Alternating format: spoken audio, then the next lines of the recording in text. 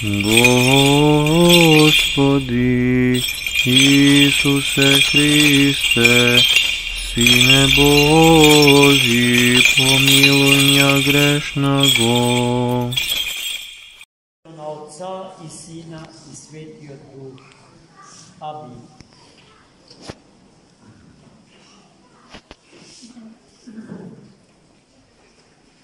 Во Стариот Завет, браќа и сестри, имаме еден избран народ од Бога. Тоа е Стариот Израел, еврејскиот народ. Зошто во старозаветната библиска епоха Бог избира само еден народ. Затоа што само тој исповеда вера во едниот Бог. Сите други народи околу него и по целава планета Земја биле или многубожци, или, како и денеска, некои примитивни народи во Африка и Амазонија исповедале најразновидни ниски нивоа на религиозна свест, какви што се анимизмот, преанимизмот, фетишизмот, тотемизмот и така и така. Еврејскиот народ во старозаветната библиска историја, ќе повторам, е единствениот народ кој што исповедал вера во едниот Бог. Освен кого што друг Бог не постои и поради што и не треба за друг Бог да знам, освен за нас. Во новозаветната библиска историја Христос ги избира сите народи и племиња, живеечки и постоечки на планетава Земја, да станат народ Божи. Црква Божја. Еден народ на живиот, троичен Бог. Но во таа едност, ниту еден од народите што го чинат народот Божи, не треба да го изгуби својот личен печат.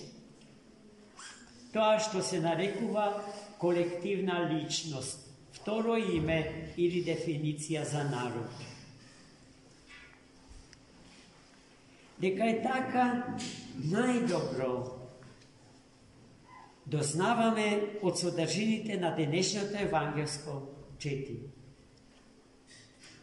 Христос за наша проверка и за проверка на една мајка страдална, која доаѓа и моли керката, тешко болна, да биде исцелена.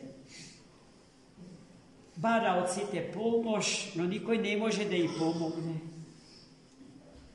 Апостолите доаѓаат кај својот учител и му велат: Учителе, те молиме, помогни на ова жена, бидејќи мир не ни дава, а ние не можеме да ја помогнеме. И Христос им дава до знаење дека тој доаѓа тука за да ги избави отпаднатите, загубените членови на избраниот народ Божи. Како да не му е гаеле за други, како да нема тој задача и улога и решеност да им подаде рака на сите други. И во тој час доаѓа ранетата мајка.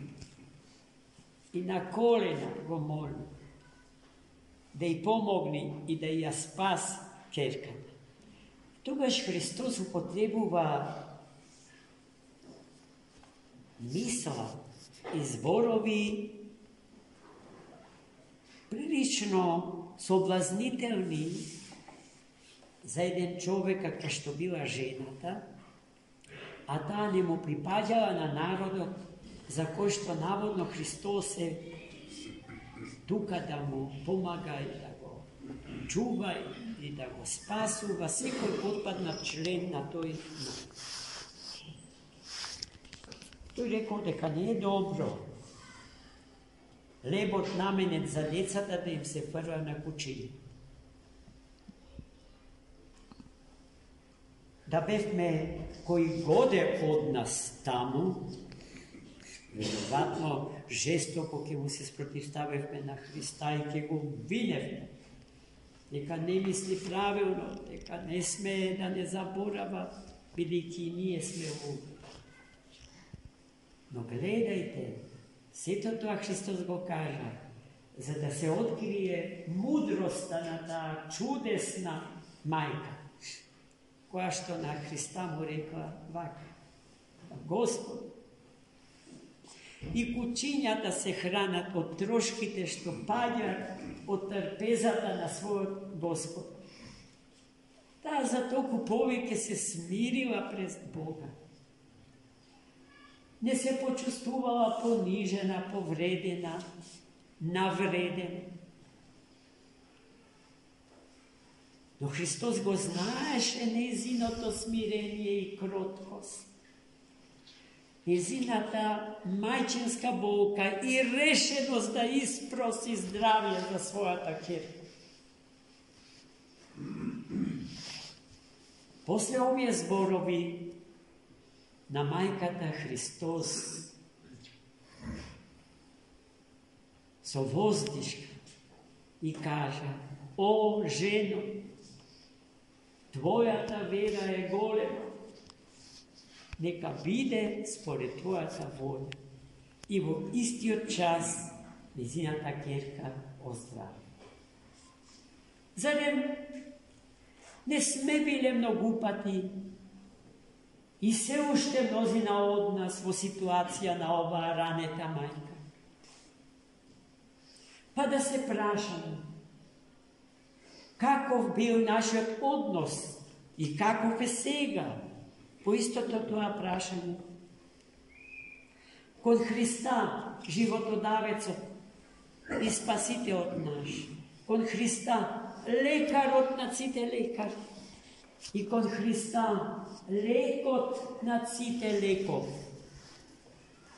колебливи, сомнежени. Пред тоа на многу други богови сме им се поклонили, особено на богот на парите, Мамонот, за кого што веруваме дека е семоќен, бидејќи ако пари имаш, се имаш, па и здравието ќе си го купиш. Јас лично и моево уво слушало такви кажувања од наши браќа и сестри. Но кога дошол редот да легнат на смртна постел, сваќале многу брзо дека нивниот Бог на парите ништо не може да им помогне. Тој не помага. Ја нема таа сила, бидејќи не е Бог, туку средство за живот. И кога средството ќе го издигнете на пиедесталот на божество, целосно сте го промашиле живот. А мнозина така и на Христа Господа му приоѓа, тргувајќи со Него, шарајќи по иконите со илјадарки и со 100 евра или повеќе, мислејќи дека на тој начин ќе го смилат Бога зарад парите да им помогне. А на Бога ништо тоа не му треба. Ниту нам нешто тоа ни треба, браќа и сестри. Верата на оваа жена евангелска ни Господи, и кучињата се хранат од трошките што паѓаат од трпезата на своите господари. Да се смириме до тој степен. А тогаш кога ние ќе се смириме, Господ ќе не подигне до височините што на смирените меѓу луѓето им припада. Ајде да бидеме едни од. Амин. За